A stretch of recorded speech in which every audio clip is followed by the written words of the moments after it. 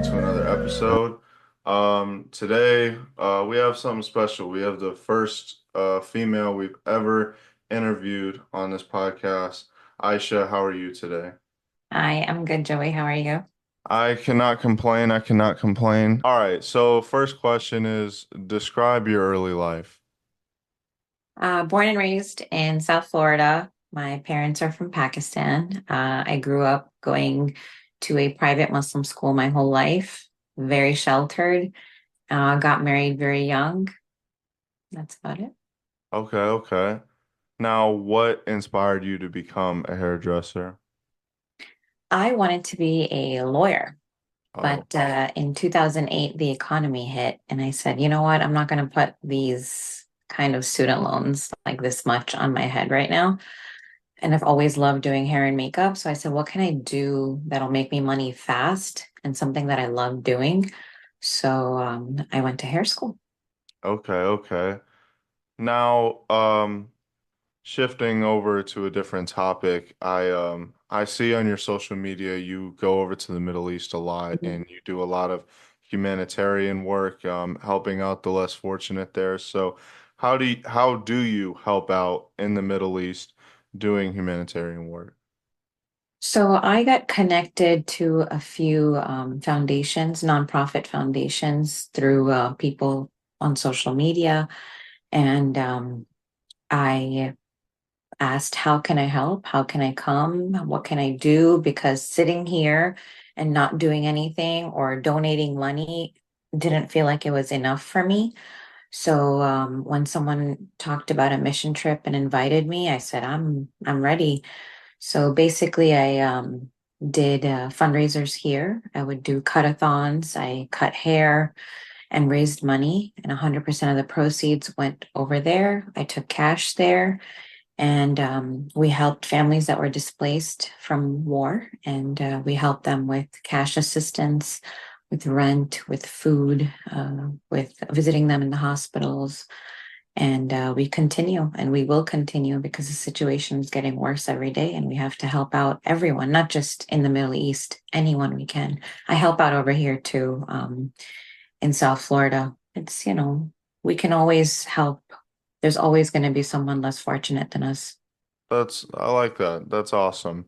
Now, you've probably what the question I'm about to ask you, you kind of already answered it, but I I'm looking for more of like a clear-cut answer. Hopefully you can give that. What inspires you to do that?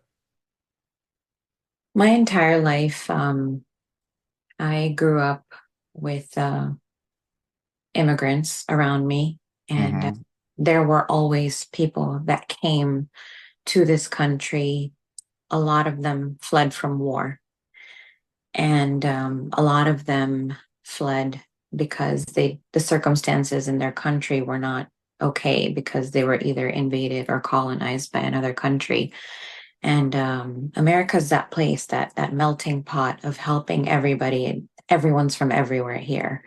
So meeting all types of people from different parts of the world, I was so inspired. I was like, there's more to just being here in South Florida. And when I heard some of their stories, because my mom's really into social work, Mm-hmm. I was like, wow, like what more can we do to help these people? What else can we do? And one thing led to another, and I opened up my nonprofit foundation, and here we are. That's awesome. That's awesome.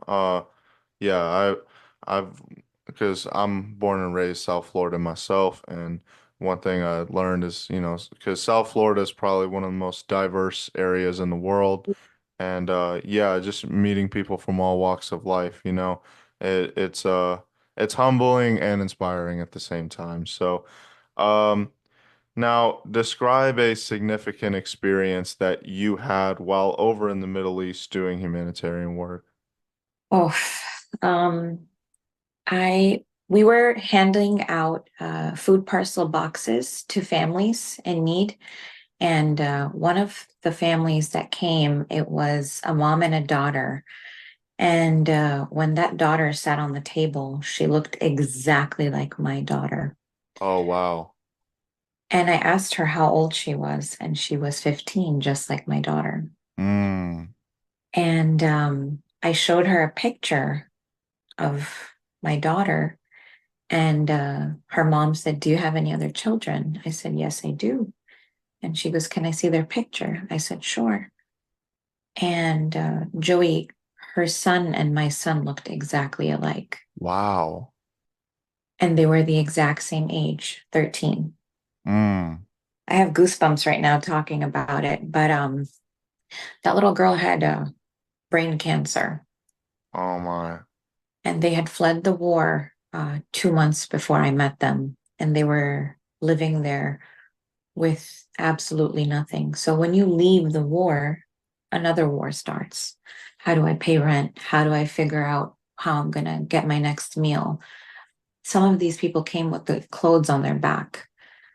So she not only had that to worry about because her husband and her two sons were still in the war, she had her little girl, her firstborn, and that to a girl. And I can relate also well to that with brain cancer.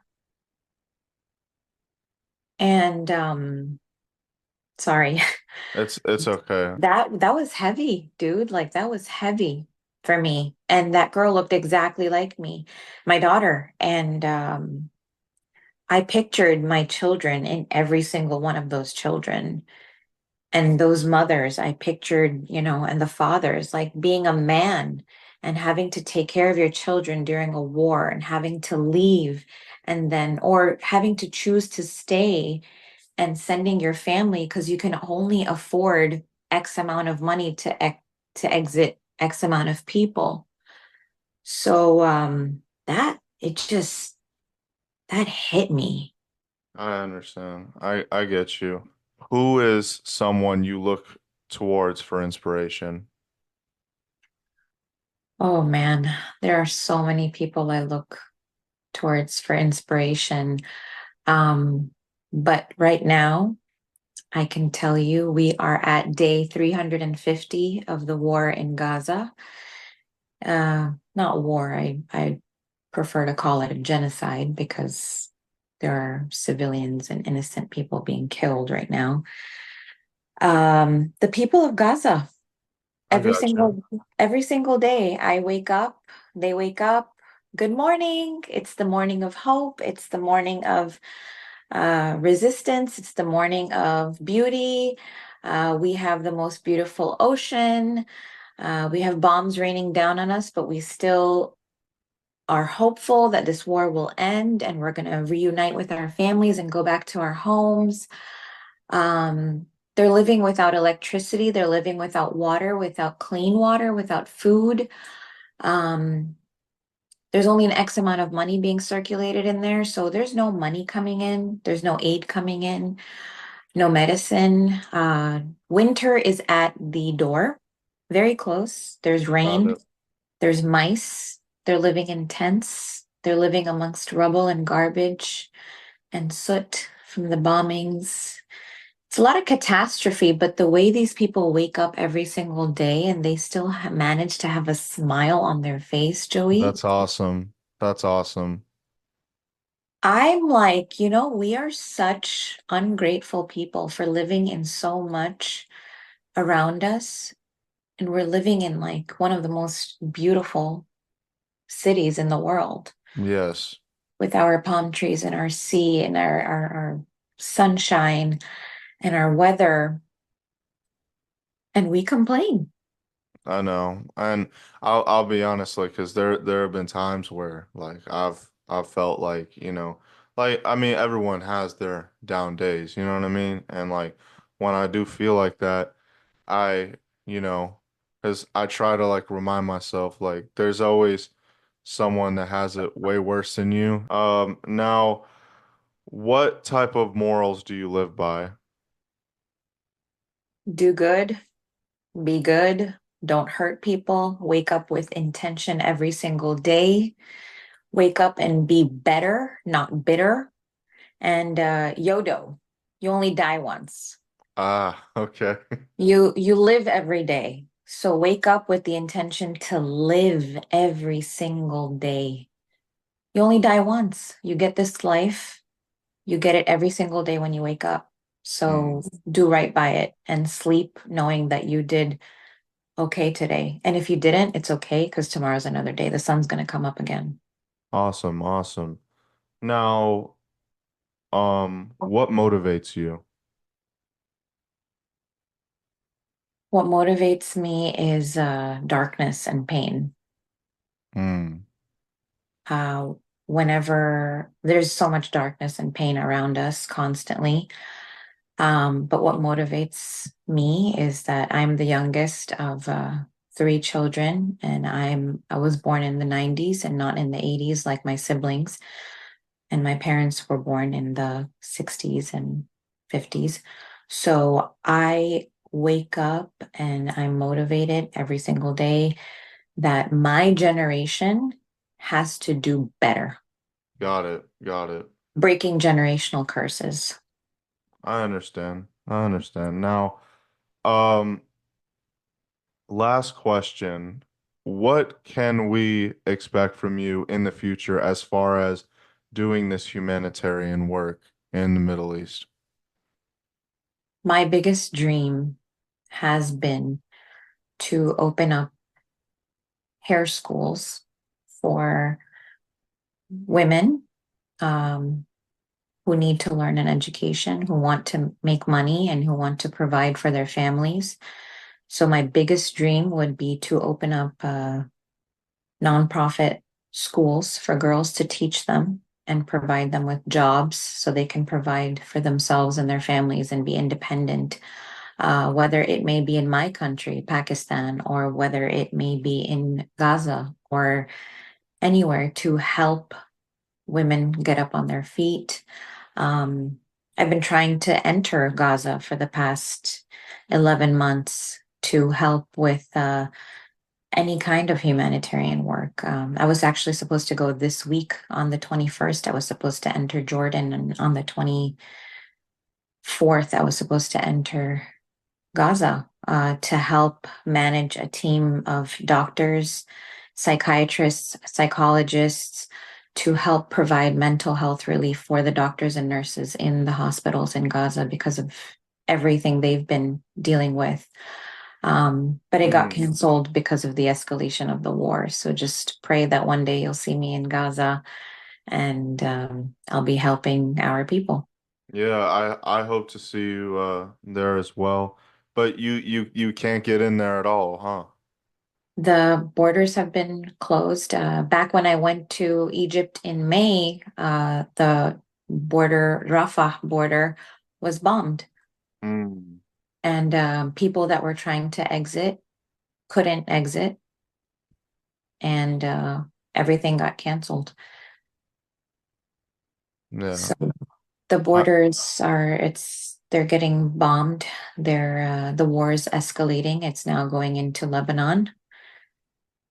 And let's hope this ends soon so people can go back to their homes and live peacefully and kids can go back to school and live, a normal day in their lives. And yeah, I understand. It's a horrible situation over there, and I I really hope it does get resolved soon because we're coming up on almost a year.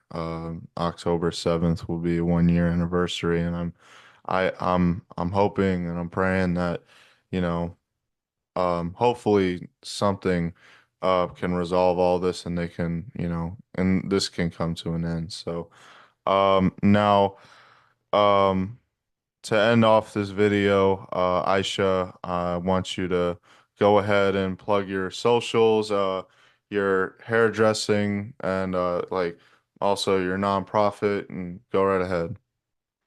my Instagram for my hair page is in my vanity, INMYVANITYY. My nonprofit is Ahlul Jannah Gaza, HAHLULJANNAHGAZA.